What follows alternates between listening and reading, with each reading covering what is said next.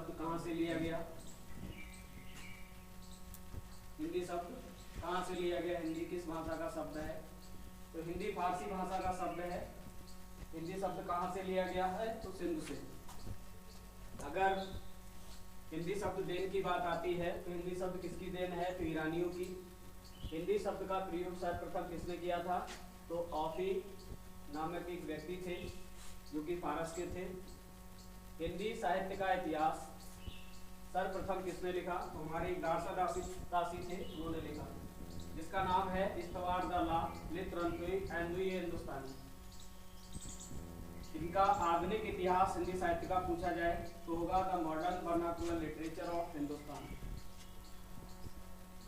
The modern vernacular literature of Hindustan के लेखक हैं sir George Abraham Grierson.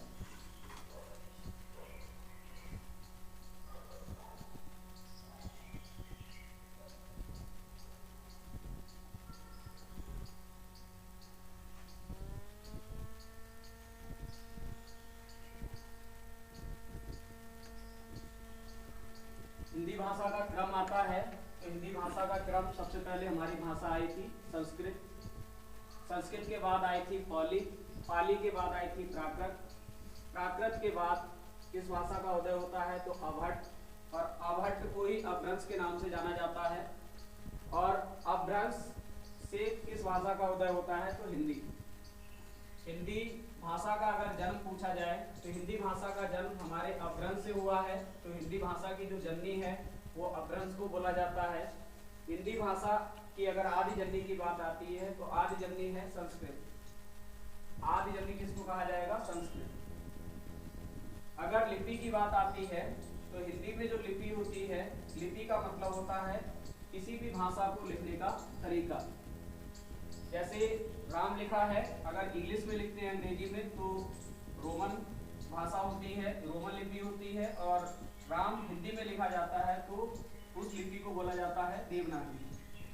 Hindi भाषा की अगर लिपि की बात आती है तो हिंदी भाषा की लिपि देवनागरी है, संस्कृत भाषा की लिपि देवनागरी है, अंग्रेजी भाषा की लिपि रोमन है, पंजाबी भाषा की लिपि गुरमुखी है, चीनी भाषा की लिपि चित्रलेखा है।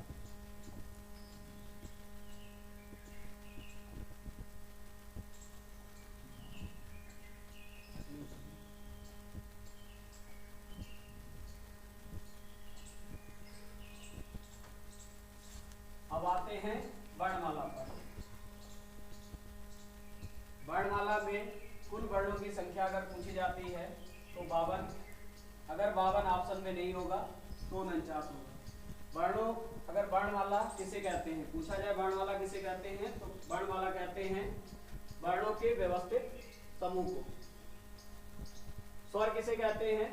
तो जिन ध्वनियों का उच्चारण स्वतंत्र रूप से होता है, अर्थात जिन्हें अन्य वर्ण की आवश्यकता नहीं होती, ऐसे वर्णों को कहा जाता है स्वर। इनकी संख्या होती है 11। स्वर के भेद कितने होते हैं? तो स्वर पहला है ह्रस्व स्वर। ह्रस्व स्वर का दूसरा नाम है हमारा मूल स्वर। इसी का दूसरा नाम है लघु स्वर और इसी का चौथा नाम है एकमात्रिक स्वर। इनकी संख्या 4 होती है। पहला है छोटा आ, दूसरा छोटी ई, तीसरा छोटा ऊ, फिर ऋ। दूसरा भेद आता है दीर्घ स्वर का। दीर्घ स्वर को कहते हैं गुरु स्वर। इसी का अन्य नाम अगर पूछा जाए तो इसी को संधि स्वर भी कहा जाता है और इसी को द्विमात्रिक स्वर भी कहा जाता है। अगर दीर्घ स्वरों की संख्या पूछी जाती है तो इनकी होती है 7। कौन से होते हैं? बड़ा, बड़ी, बड़ाऊ, एक, ए, ऊ और औ। तीसरा भेद है प्लुप्त स्वर का।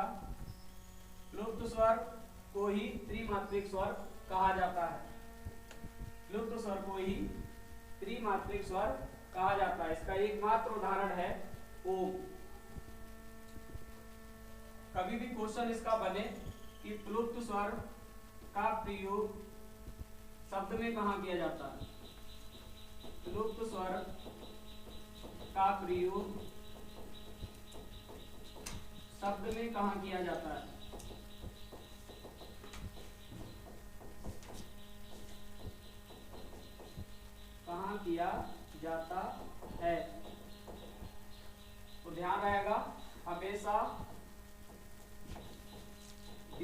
के बाद, हमेशा दीर्घ स्वर के बाद।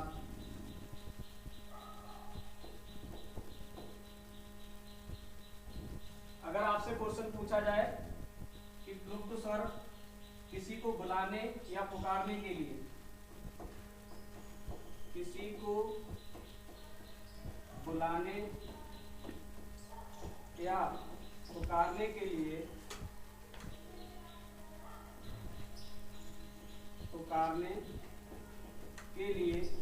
इस प्रकार के शब्द का प्रयोग किया जाता है तो क्लुप्त स्वर।